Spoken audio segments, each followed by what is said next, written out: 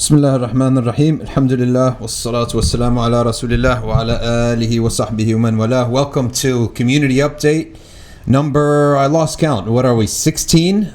Community Update number 16. Day, I believe, number 19 of quarantine, Corona quarantine. And I hope you're all getting used to it. And to be honest with you, I'm actually getting into routine. I had a period where I was like nervous, right? Full of energy, but nervous. Then sort of like...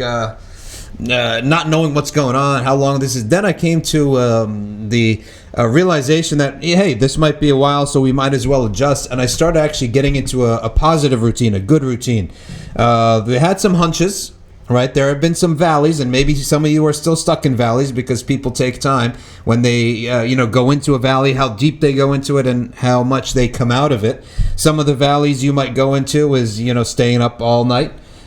With a tub of ice cream. And I said it before, once you don't even use the bowl anymore and you go straight to the tub, that's a really bad sign. So that is the rock bottom. Once you're eating straight out of the tub and you're in the same sweatpants from the last 24 hours, then you really hit rock bottom. At that point, the good news is there's nowhere else to go but up, right? So started getting to a routine, and again, it really comes down to a couple of simple things, which is don't stay up too late. Wake up early, okay? If you need to take a nap in the middle of the day, if your job allows it, take a nap in the middle of the day. But wake up early. Don't sleep in. Sleeping in results in poverty. Do you want to be poor? Right? Sleeping in results in that, okay?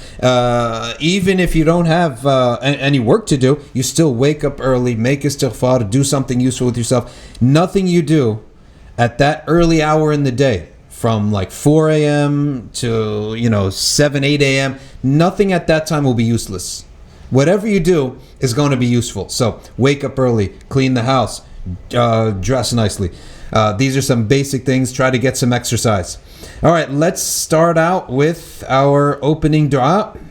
Okay. Bismillah ar-Rahman ar-Rahim. A'udhu bi kalimatillahi at-tammati min sharri ma khalaq. A'udhu bi kalimatillahi at-tammati min sharri ma khalaq. أعوذ بكلمات الله التامات من شر ما خلق بسم الله الذي لا يضر مع اسمه شيء في الأرض ولا في السماء وهو السميع العليم بسم الله الذي لا يضر مع اسمه شيء في الأرض ولا في السماء وهو السميع العليم بسم الله الذي لا يضر مع اسمه شيء في الأرض ولا في السماء وهو السميع العليم تحصنت بذي العزة واعتصمت برب الملكوت وتوكلت على الحي الذي لا يموت اللهم اصرف عنا الوباء بلطفك يا لطيف إنك على كل شيء قدير تحصنت بذي العزة واعتصمت برب الملكوت وتوكلت على الحي الذي لا يموت اللهم اصرف عنا الوباء بلطفك يا لطيف إنك على كل شيء قدير تحصنت بذي العزة واعتصمت برب الملكوت وتوكلت على الحي الذي لا يموت اللهم اصرف عنا الوباء بلطفك يا لطيف إنك على كل شيء قدير وصلى الله على سيدنا محمد وعلى آله وصحبه وسلم الحمد لله رب العالمين. And here we go. Today we have a couple of announcements. Number one announcement is that be prepared and be ready. We will have a Zoom Ramadan basically is what we're going to have. We will be, for sure, we know by federal law that the first, maybe not law, but federal policy, that the first 6-7 days of the month of Ramadan will be in lockdown. All right, so we're going to be having Ramadan in our houses. Okay, so prepare yourself for a routine. Make sure you get out of the house, get some exercise. Don't go in a crowded area. But nothing is harder than Ramadan when you don't have work. I remember one time I had a job in New York City. My first job teaching, actually outside of academia, when I decided I'm going to call it quits with the academia, because there's a glass ceiling in academia for Muslims, especially in the field of Islam. In other fields, maybe not, but definitely in the field of Islam, there's a glass ceiling, and there are certain things that I didn't want to do, such as go on talking about perspectives, sects, groups that I didn't believe in. I didn't want to go do that, or have to field questions about Islam that were completely blasphemous, and yet I have to tolerate it and smile and say, well, that's an interesting question, not a bad idea. All right, maybe that's their perspective, and there's no sense of this is al-haq, this is the truth, and this is batil. That's how Muslims talk. This is what's true, and this is batil. And the falsehood was not going to be treated as if it's a sound perspective. Simple as that. So when I decided to call it quits, my first position was in Manhattan, lower Manhattan. And I was living in New Haven, Connecticut. 2 hours, 15 minutes, door to door. And I got the job like 2 weeks before Ramadan. And I thought to myself, one thing I better do is never miss suhoor.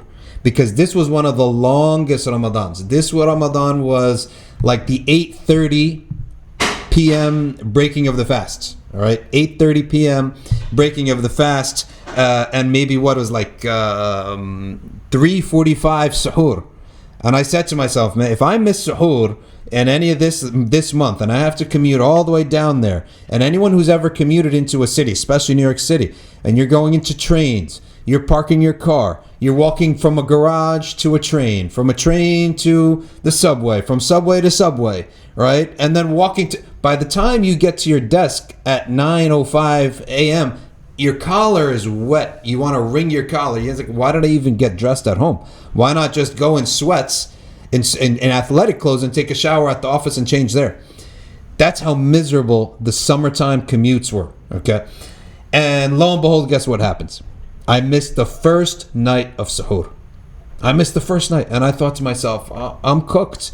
I'm going to get a headache. I'm going to get dehydrated. By 2 p.m., I'm going to have a headache, right? So lo and behold, amazing thing happens. Allah supports people in Ramadan. And not only that, it is Allah Ta'ala. That's all you need. That's number one. But furthermore, when your mind and your body's moving, the time moves with it. And when your body moves, your blood is flowing, you're breathing, and you're not feeling hunger. So working while fasting is the best thing for you, okay? The worst thing is sitting at home and doing nothing, all right? And if your job is at home, well, I mean, if you're busy, that's good. But sitting at home and doing nothing is one of the worst things. So make sure you get ready from now, get yourself busy, take walks, take long walks, okay, outside, and get yourself out of the house. Make sure you have a good routine and take advantage of the nighttime as much as you can, okay? If you can all be awake as much of the night and then rest up in the daytime, maybe that's the schedule.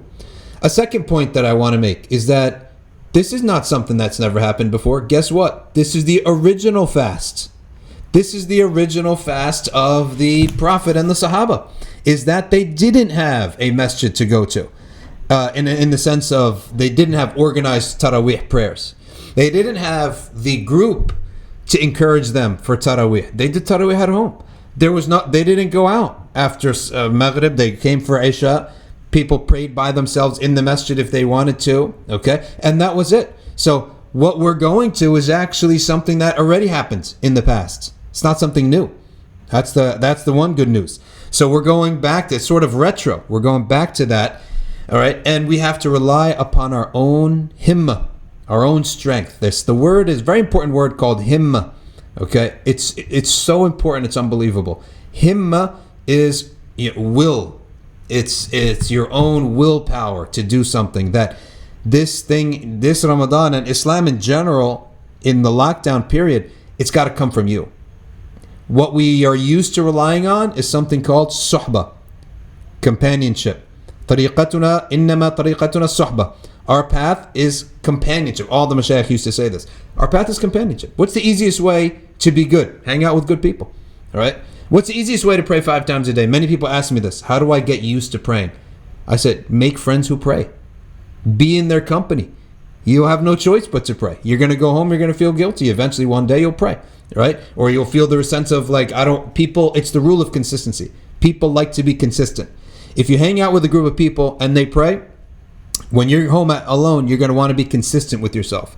Otherwise, you produce a disease onset that you bring onto yourself called cognitive dissonance, okay, where you do two opposite things, okay? So, a suhbah, we will not rely on suhbah, except maybe virtual suhbah.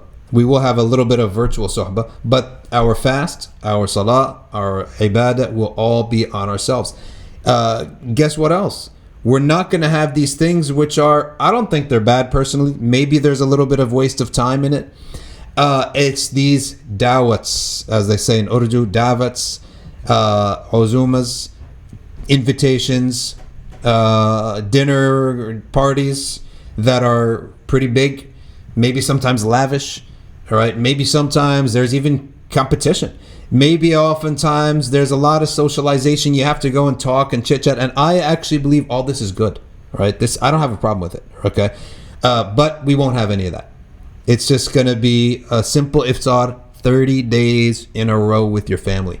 Hopefully if you're someone who can be home and eat. And I think that's a beautiful thing too. Always look at the cup half full. Why look at it half empty? Looking at the empty portion is not going to fill it up, right? So look at it half full. I get to have 30 suhoors, 30 iftars in your home with your family. And you know who I really feel bad for and I make dua for? The single folks, okay? People who are single, people who are home alone. And we know people, especially converts. You really have to try to see what can be done, and maybe they could have. What is the rule? Can someone tell me what's the rule? 10? The gathering of 10? I guess I shouldn't be encouraging any gatherings, but the rule is 10. I don't think anyone's going to gather anyway, but we should keep in mind those converts. I don't know what we can do. Maybe we could put Zoom at the table while we're eating, but I don't think we're going to do that. But this leads me to my third point about the month of Ramadan, which I've already alluded to, that we will begin, inshallah ta'ala, with a Zoom Ramadan. The link will be out there. It's going to be before Maghrib. It's going to start before Salat al-Maghrib, where the Quran will be recited, and you can break your fast at the adhan that's going to be given. Sheikh Nasir is going to give the adhan. Okay, every host is going to be in his house, right? Qari in his house, myself, Sami, Sheikh Nasir in his house. So you can hear the adhan directly from Sheikh Nasir, okay, as if you were at MBIC, and then the meeting will go on. So you can be on the meeting. There will be, your screen could be there, and then we won't have anything going during the iftar period, but the meeting will keep going. Right after iftar, I'm going to come on. I'm going to talk on Zoom, and I'm going to double it up on YouTube, because YouTube we get to do these graphics, but I'll be on Zoom as well. Okay, and then we'll go. Sami's going to have some comments for us. Qari Abdul Basit is going to. Then we're going to have Salat al-Isha. Of course, everyone's going to pray by themselves. There's no such thing as a virtual jama'ah. Okay. And I want to make a couple comments about that in a second. And then Qari will pray. If you want to listen to his salah, listen to his salah. If you want to just have the Zoom in the background while you pray, just to give you the feeling and the realization that 20 other homes are doing the same thing, that's good, right? And that's maybe the suhbah, the virtual suhbah that we need. So we're not going from nothing, from suhbah in the masjid, 200 people in the masjid, to zero. Right, we're going from being with 400 or 500 people in the mosque to it's virtual, right? And you'll see people, and maybe it's good that people show themselves making salah, in the sense that it will give people, some encouragement to do that. Now, why isn't there virtual tarawih, virtual jama'ah, and virtual jumu'ah? So the rows, salah number one is only how the Prophet prayed. There are certain things that you can only do it the way the Prophet prayed. Other things, the Prophet opened it up. Okay, like dua. You can make dua however you want, whenever you want. Okay, but salah, hajj, Saum, zakat, you can only do these things the way the Prophet ﷺ did them. Okay, and the rows have to be connected. There has to be a connection between the rows of a jama'ah. There can't be a full wall and a full break. Now, let's say there's a wall, but there's a door. Fine. Let's say there's a wall, but it's put there intentionally for a reason to separate men from women. Fine. Okay. But for the idea that we're praying in different homes, you can't do that. Now, some people have brought up the point, and I understand the point, which is the virtual Jumu'ah, the virtual dars, or that type of thing, where people have the habit of praying Jumu'ah, and that we have to mimic Jum'ah at 1 o'clock because people have the habit. I would say, number one, what's going to happen if you don't? I'm sure when the lockdown's over, people are going to come back to Jum'ah. Like, no one's going to stop doing Jum'ah, right? So if the virtual Jum'ah just becomes a class, my point is that, well, who holds a class? It's not obligatory, right? Who holds a class at 1 o'clock on a Friday? Like, if you don't have to attend, why would anyone attend that, right? Okay, so I didn't really see that there was much value in that or much purpose in that. Now, maybe we want to have Surah Al-Kahf, maybe, and a small commentary, maybe, but it's not something anyone has to attend. So since it's voluntary, well, why don't we put it in a voluntary time that people schedule is free, like right now, 7:30 p.m. That's what everything goes on. You ever see a big show that airs at 1 p.m. on a Friday? No.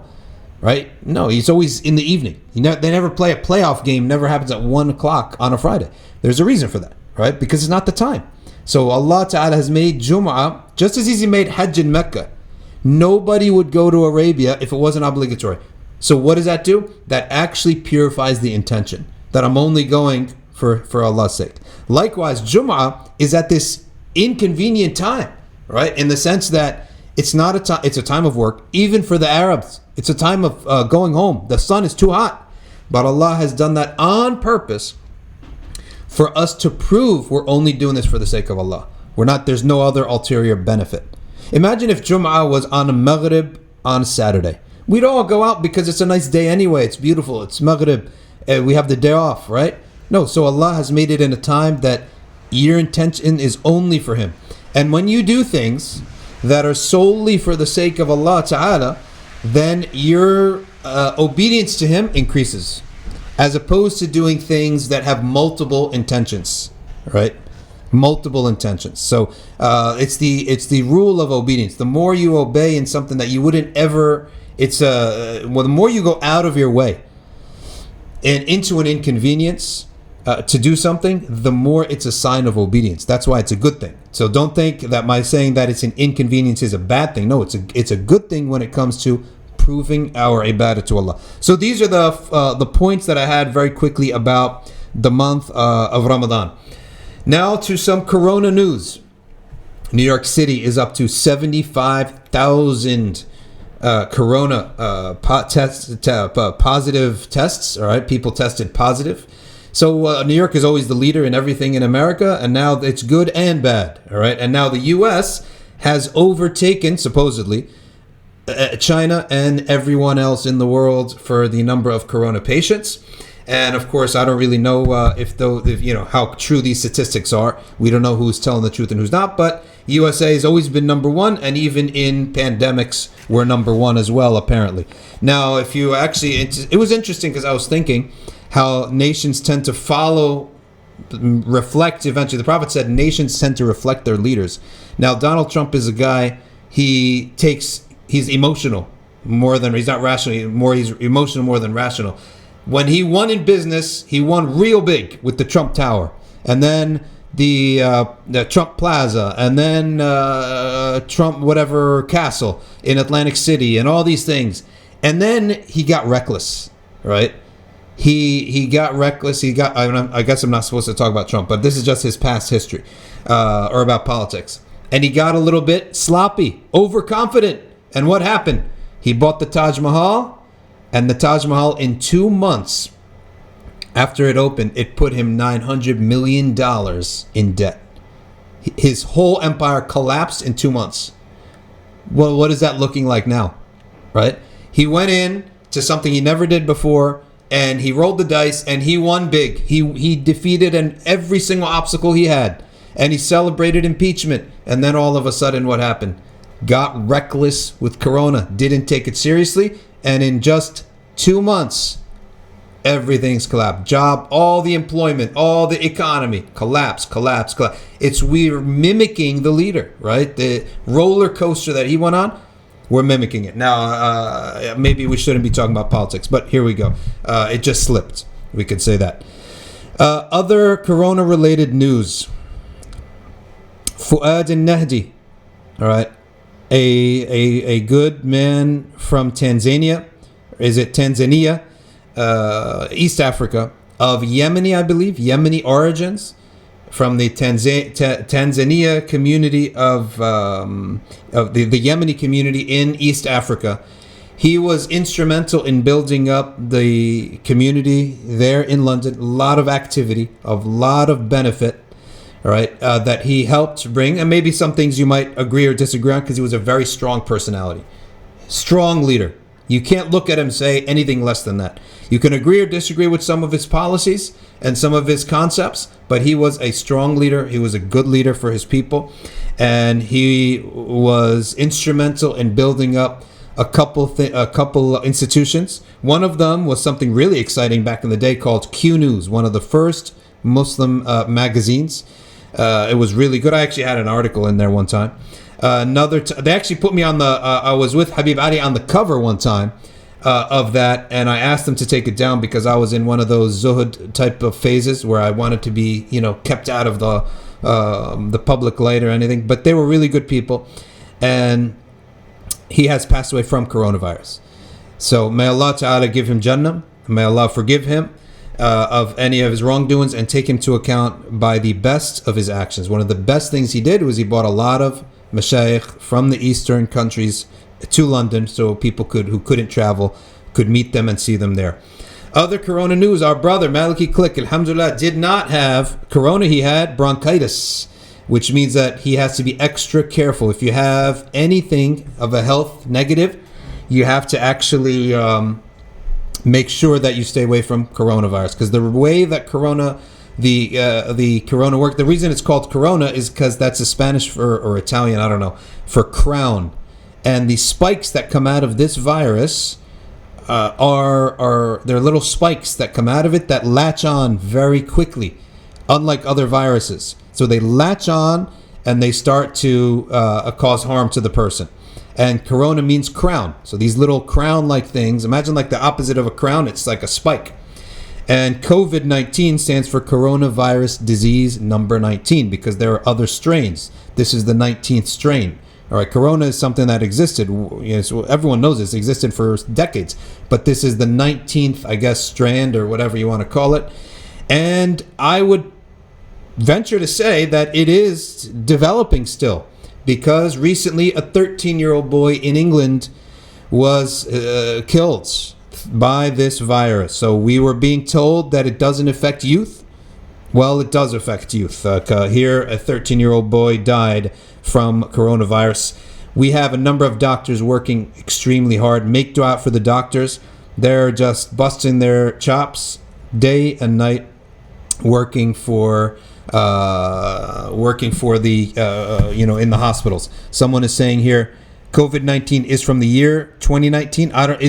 Is that what it is, or is it the 19th subcategory of corona? I don't know. It could be. You can Google that and check it. Well, Adil, why don't you Google it and confirm for us whether it has to do with the year 2019 or it's something else. So those are a couple things. Now let's forget all this dunya, this world, not dunya as in materialism, but this world. Let's get out of this world for a second, okay? And let us take a deep dive into the world of Muhammad sallallahu alaihi wasallam and the companions of Muhammad sallallahu alaihi wasallam, because that's where all the barakah is, and it's our belief and our full iman that by the remembrance of the Salihin, rahmah descends on people. When you visualize these things in your head, it literally purifies everything, and nothing is like the companions of Muhammad sallallahu alaihi wasallam. Sheikh Kishk, Abdul Hamid Kishk, rahimahullah, used to say, "Huna madrasatu Muhammad." This is the school of Muhammad, and he used to take a deep dive into the companions of Muhammad sallallahu alaihi wasallam. Today, we're going to talk about a slogan and the people behind, not a slogan, a saying, a prophetic saying, and the people behind this prophetic saying. The saying is, "Sabran ala Yasir," and that is, patience, O family of Yasir, because these are the people who suffered more than anyone else suffered of the first generation of Muslims, because they suffered as a family, and they were suffering from beginning before Islam. So who are they? They are Ammar ibn Yasir and his father Yasir and his mother Sumayya. Okay, so who is Yasir first of all? Yasir is named Yasir ibn Amir. He is Yemeni. He is originally not a Meccan, he is a Yemeni. and he moved up. For some reason, he had to leave Yemen, and he traveled up to Mecca, and he decided to reside in Mecca. Now, you can't just show up to one of these old cities and just reside there. You have to actually have a sponsor, right? In the same way that many countries still, you have to have a sponsor, right? So Yasir had to have a sponsor, and his sponsor was Abu Hudhayfa al-Makhzumi. Okay, there's a clan of Quraysh, a very powerful clan from Quraysh called the Makhzum.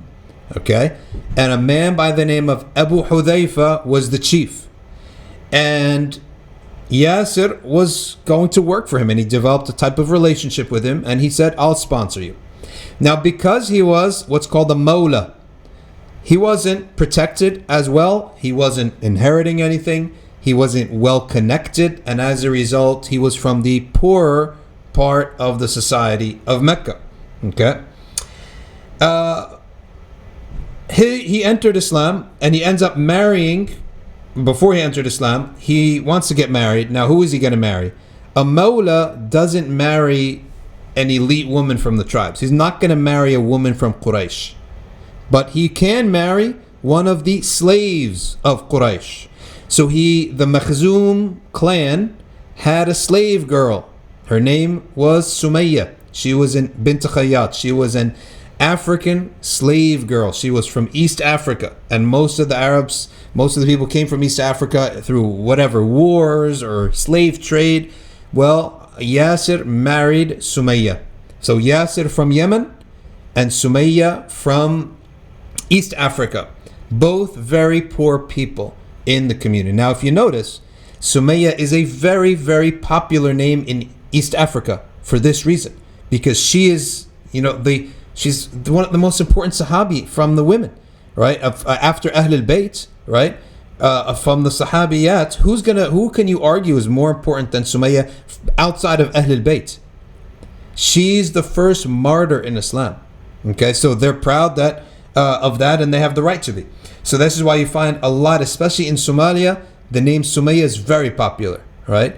And it could be maybe that her lineage traces back to an area in Somalia.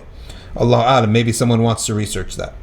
Well, they had one son, and that was Ammar, the famous companion that you hear about his name, Ammar ibn Yasir. Okay, you hear his name all the time. Now, Abu Hudhayfa dies. Okay, the man with whom they had a relationship, they had a positive relationship, he dies. Well, who takes over the rule? Abu Jahl. Abu Jahl becomes the chief of that sub-clan, right? Not the chief of all of Quraysh, that's Abu Talib, but the chief of that sub-clan of Makhzum, okay, is now Abu Jahl. And Abu Jahl has no tolerance, and he takes out all his anger on this family, okay, and he tortures them all by chain. He used to chain the three of them, okay, and he threw them in the desert with heavy chains so that and locks them up to something in the desert, and they're stuck there burning throughout the day. The metal of the chain gets hot, the sand gets hot, there's no shade, no drink. I mean, we talked about the family the corny statement yesterday, but it's true. The family that prays together stays together, because that's a great ibadah. Imagine what they did. The family that was tortured together, right? Now, this family is one of the core foundations of Islam. Just like the bone marrow is the foundation of the body, right? It's one of the foundations of the body. They're like the bone marrow of the foundations of this religion. Now, what's one of the reasons for that is that the essence of something, right? Its foundation has to be of its essence. So if you're going to build a house, the foundation of the house is cement, right? It's going to be brick and stone. If you're going to build an investment, the foundation is what? Is the initial capital. If you're going to build a museum, the foundation is what? It's the art pieces, the original art pieces that you're going to get. If you're going to build a religion, what is the foundation? The foundation is a display, a demonstration of pure faith. This family, they were already poor. By entering Islam, things got worse for them, not better. The Prophet ﷺ used to make regular visits to this family. This is how blessed they were. Regular visits. And he would tell them, you will be united in the afterlife. What does that mean? That means I cannot do anything for you now. And he used to put his hand on Ammar's head and on Yasir, right? And bless them. Okay? He used to pray for Sumayya. So they were a demonstration, a living example that they were not doing anything in Islam for any benefit in this world. In fact, they were poor, things got worse for them.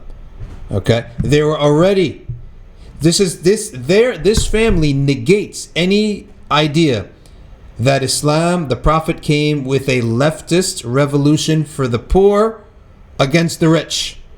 Okay?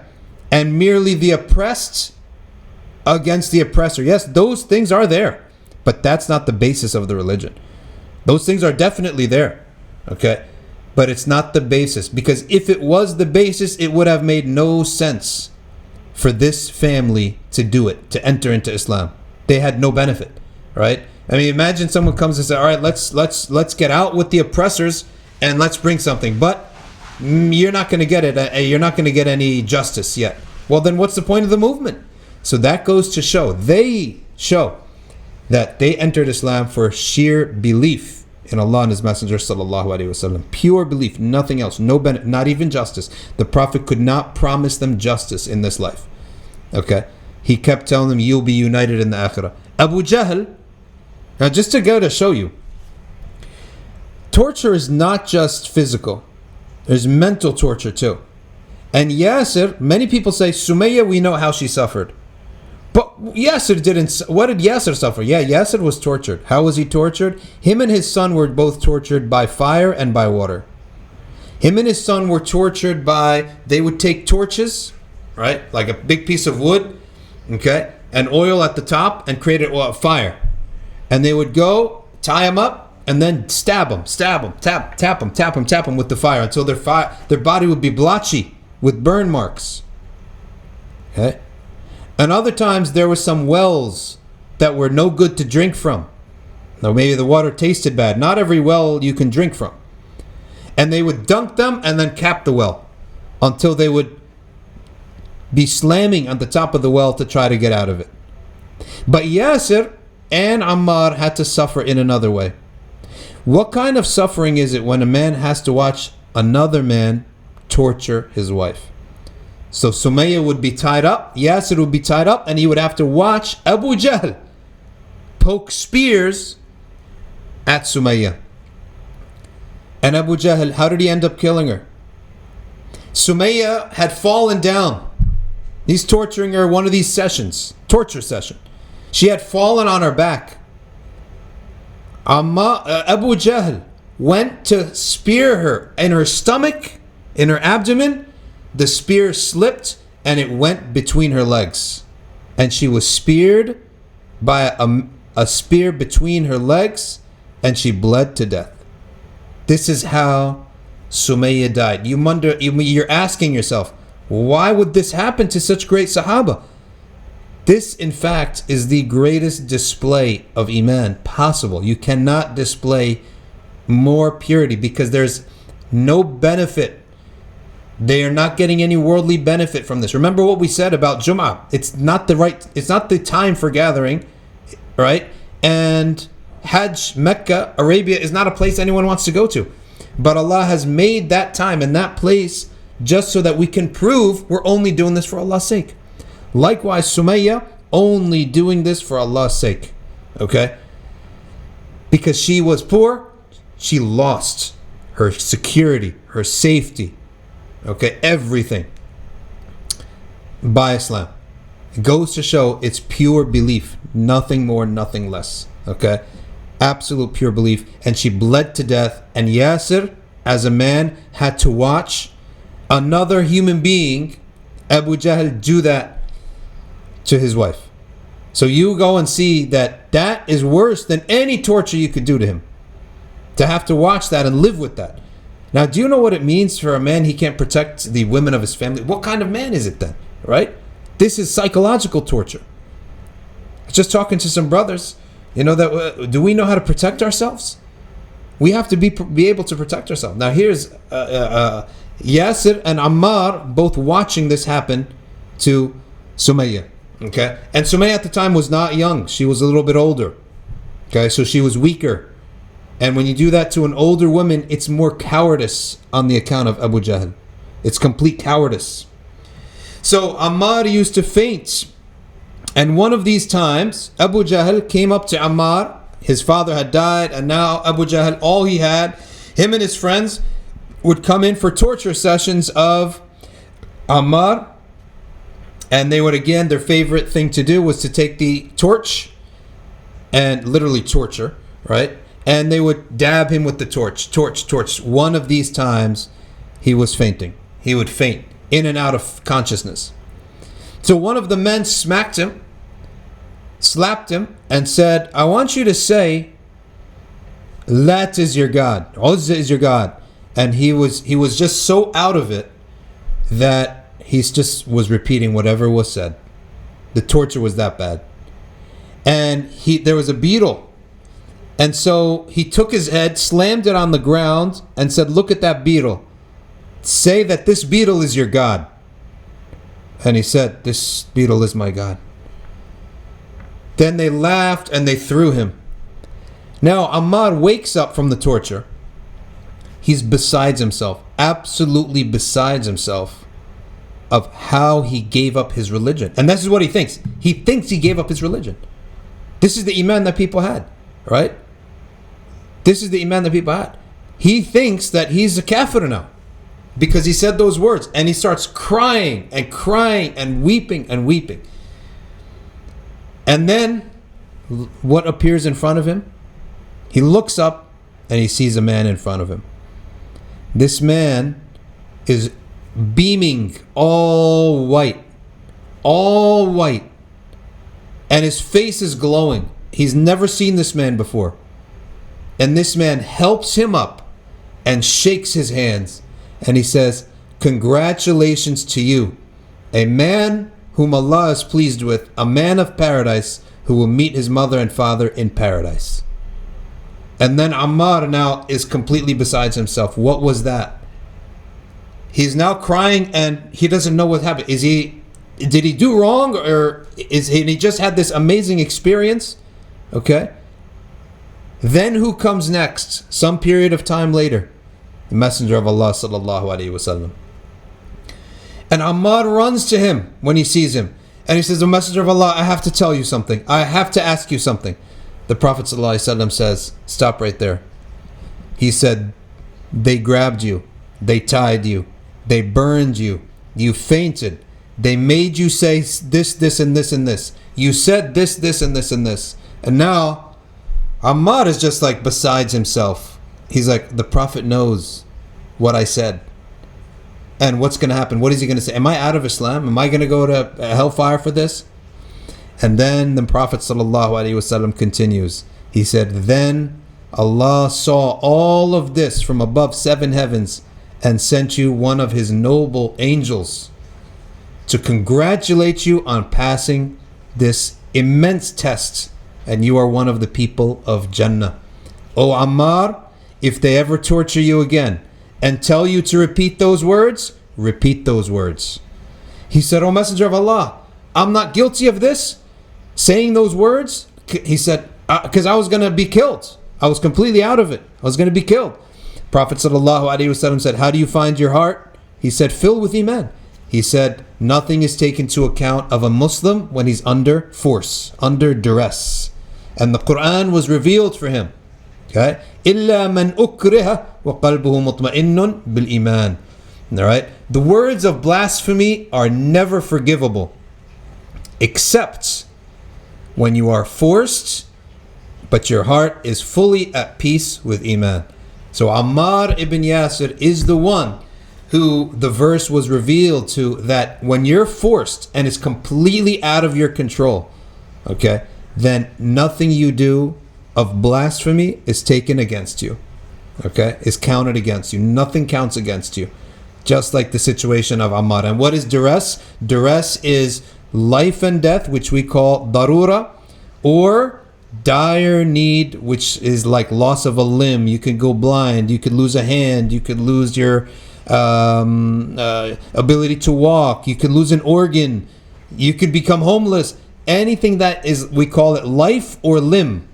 We call that second thing haja. So these are two technical terms of fiqh you're learning today. Darura and haja. Darura is you could die. Haja is dire need, an immense dire need. This man, Ammar ibn Yasir, made the hijrah with the Messenger of Allah, and life in Medina with the Prophet was heaven for Ammar ibn Yasir because it was so bad in Mecca. Now, people, they didn't really know the rank of Ammar ibn Yasir, right? Like today, I mean, how many people do we have?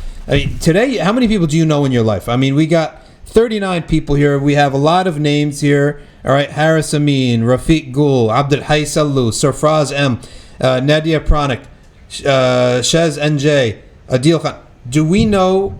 We don't know what they've done in their lives.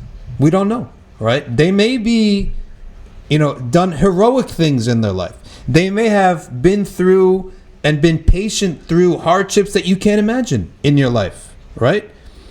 But we don't know them because we're still living. There's no chance for their biographies to be written and told, okay? Likewise, in the time of the Prophet ﷺ, not a lot of people knew what happened to Ammar.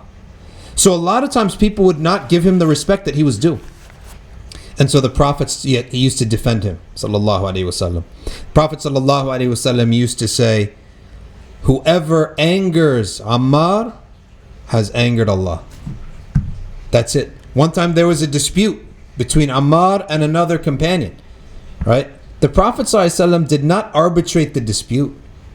He simply said, whoever angers Ammar angers Allah. That's it. Because this man, what he has went through so much that no matter what he does, you don't have the right to anger him.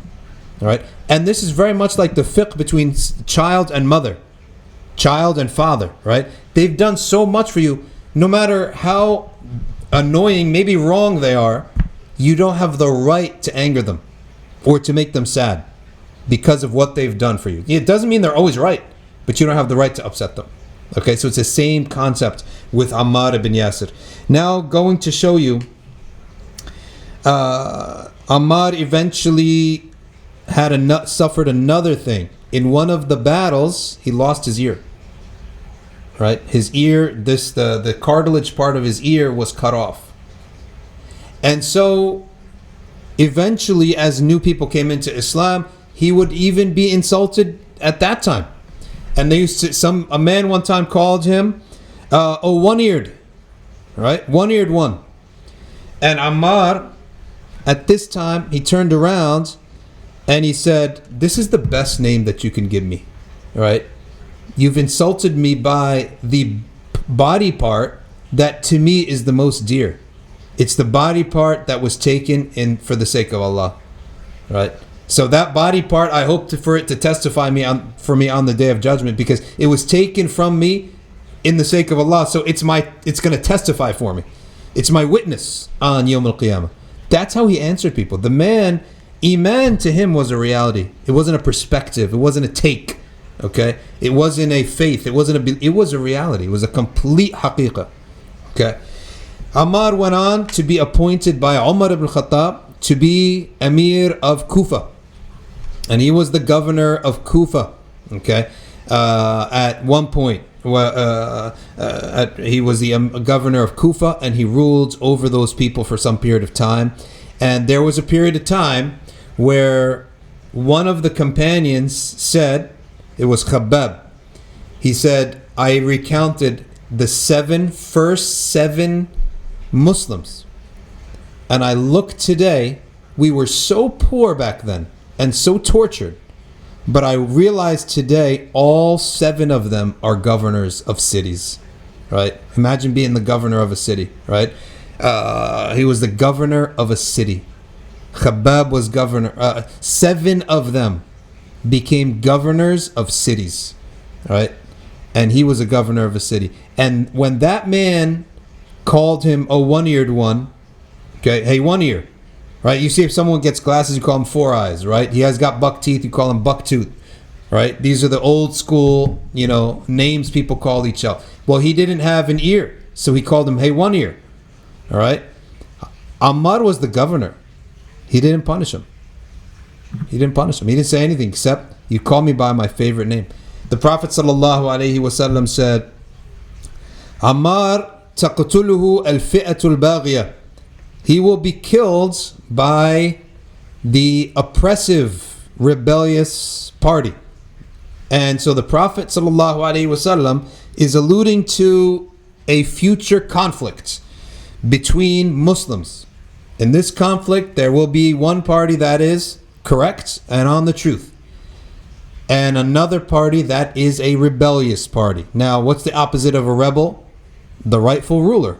So the Prophet is telling us that there will be a rightful ruler and there will be a rebellious group that rebel against this rightful ruler. And therefore, the Sahaba who knew this hadith would look, anytime there was a conflict, which side is Ammar on, because whoever side he's on is the rightful party. And whoever kills him or fights him, all right, that side, those are the rebels. And he was in fact killed trying to make peace between the party of the Syrians and the Arabs. When we say Syrians, we don't mean like the Syrian people. We mean the Arabs who moved to Syria. Likewise, when we say Egyptians, and the time of the Sahaba, we mean the Arabs, Sahaba, who moved to Egypt, right? Kufans. There were no people called Kufans. It's the Sahaba and the Tabi'een who moved to Kufa. When most of the Sahaba started to die, and the majority of the Ummah was Tabi'een, right? Which Tabi'een is a word which means successors, those who came after, the second generation Muslims. Then a lot of fitna happens. And Sayyidina Ali ibn Abi Talib, when he was Khalifa, a group of the Arabs who went to Syria, who lived in Syria, right? They rebelled against Sayyidina Ali ibn Abi Talib. Okay? And they rebelled against him. And Ammar ibn Yasir, right before things got very heated, he stood up on a rock and he said, "Oh Muslims," and he tried to bring the parties together and stop the fighting. But somebody from the Syrian army fired an arrow and killed Ammar ibn Yasir. And that is really, for him, a shahada, martyrdom, and for Sayyidina Ali, it is also a shahada, and not martyrdom, but shahada meaning a testimony that he is on the right party, he's the right truthful ruler, and that his enemies, or those who rebelled against him, were the fi'atul baghiyah, the rebellious party, and they were on the wrong. Sayyidina Ali was right and they were wrong.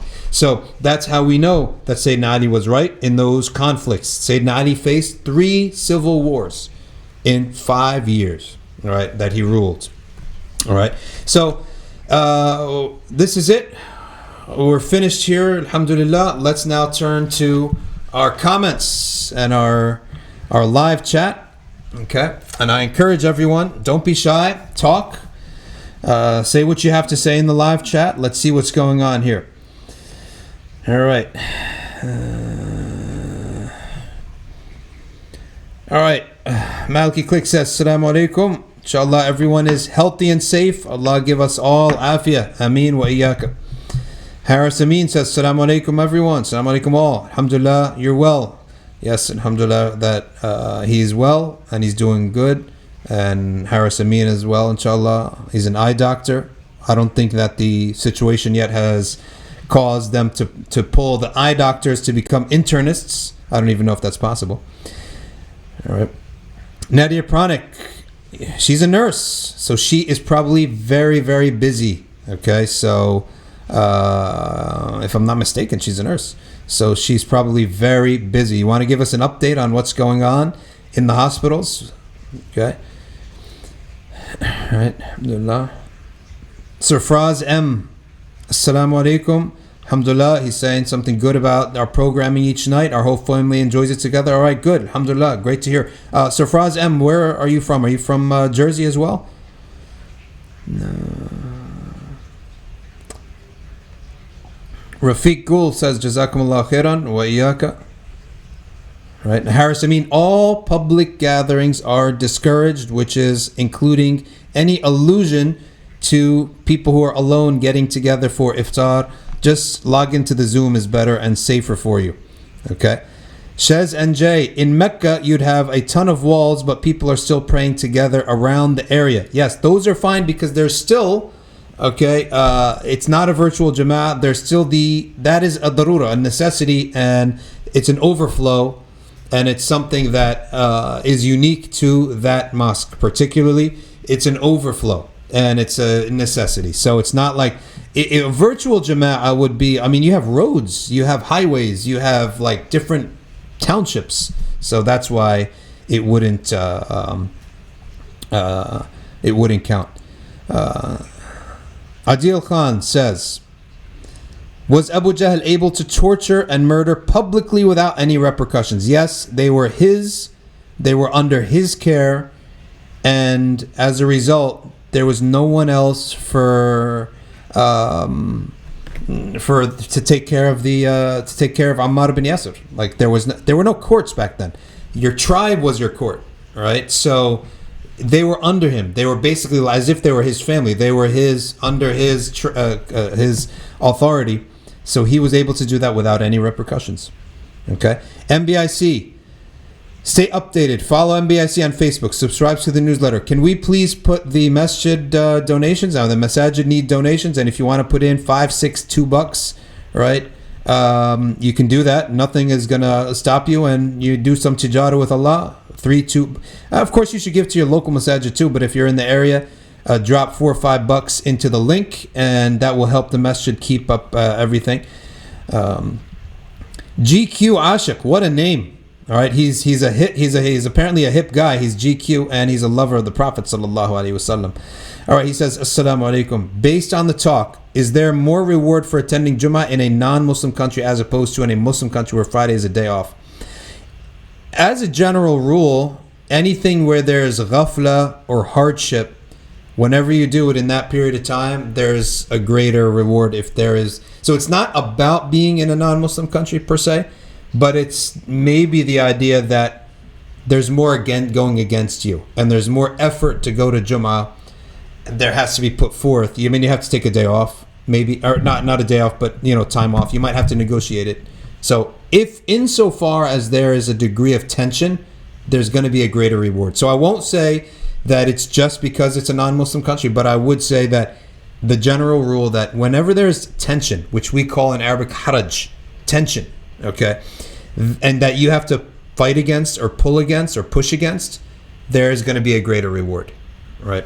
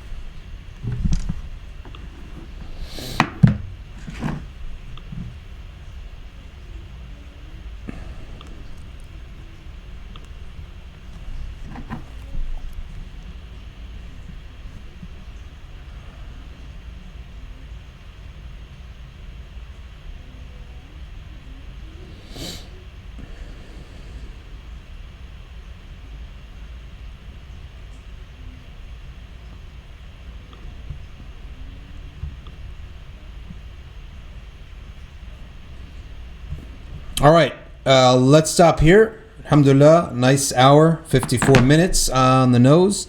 And we'll go now to our dua, and then we'll close with a beautiful qasida that was from yesterday. We'll just replay it because it was really good. If you missed Qari Zahid's qasida from yesterday, it was really good. And I personally had never really listened to Nat or understood what was being said, but the way that he does qasida is really beautiful. So let's go with our dua. Bismillah ar-Rahman ar-Rahim. أعوذ بكلمات الله التامات من شر ما خلق. أعوذ بكلمات الله التامات من شر ما خلق. أعوذ بكلمات الله التامات من شر ما خلق. بسم الله الذي لا يضر مع اسمه شيء في الأرض ولا في السماء وهو السميع العليم. بسم الله الذي لا يضر مع اسمه شيء في الأرض ولا في السماء وهو السميع العليم. بسم الله الذي لا يضر مع اسمه شيء في الأرض ولا في السماء وهو السميع العليم. تحصنت بذي العزة واعتصمت برب الملكوت وتوكلت على الحي الذي لا يموت. اللهم اصرف عنا الوباء بلطفك يا لطيف إنك على كل شيء قدير. تحصنت بذي العزة واعتصمت برب الملكوت وتوكلت على الحي الذي لا يموت. اللهم اصرف عنا الوباء بلطفك يا لطيف إنك على كل شيء قدير. تحصنت بذي العزة واعتصمت برب الملكوت وتوكلت على الحي الذي لا يموت. اللهم اصرف عنا الوباء بلطفك يا لطيف إنك على كل شيء قدير. وصلى الله على سيدنا محمد وعلى آله وصحبه وسلم. سبحان ربك رب العزة عما يصفون وسلام على المرسلين والحمد لله رب العالمين. اللهم صل على سيدنا ومولانا محمد الفاتح لما أغلق والخاتم لما سبق ناصر الحق بالحق والهادي إلى صراطك المستقيم وعلى آله حق قدره ومقداره العظيم.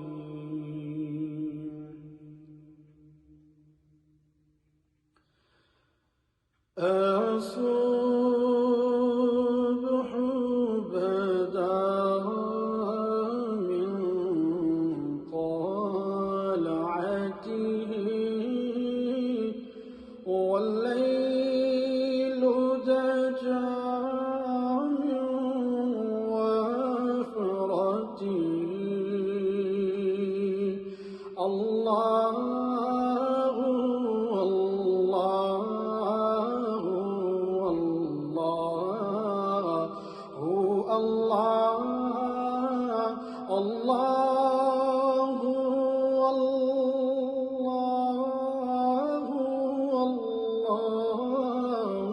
الله سعت الشجر نطق الحجر شق القمر بإشارته. الله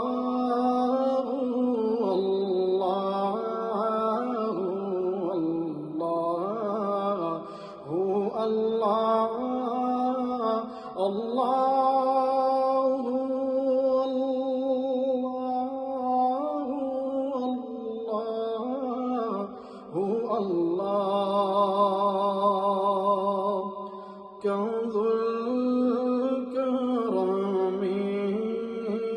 مولى النعم هادي الأمم لشريعته. الله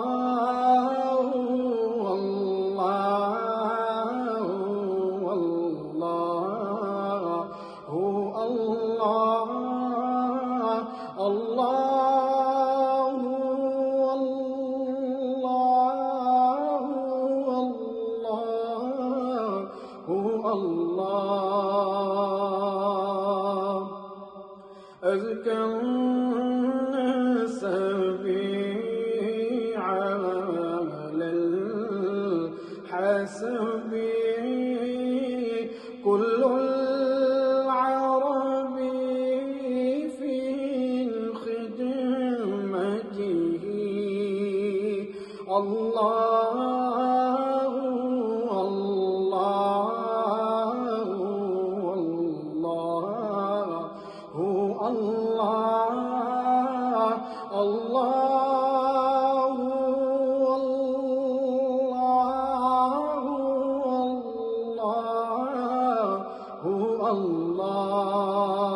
الله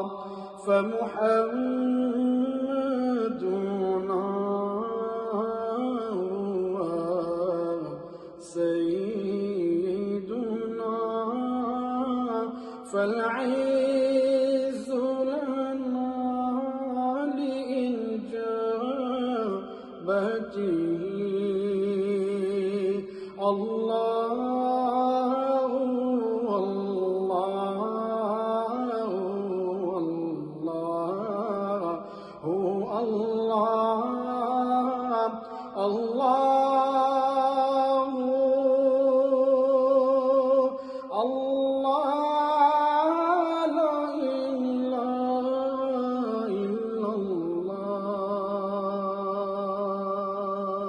محمد رسول الله صلى الله تعالى عليه وسلم.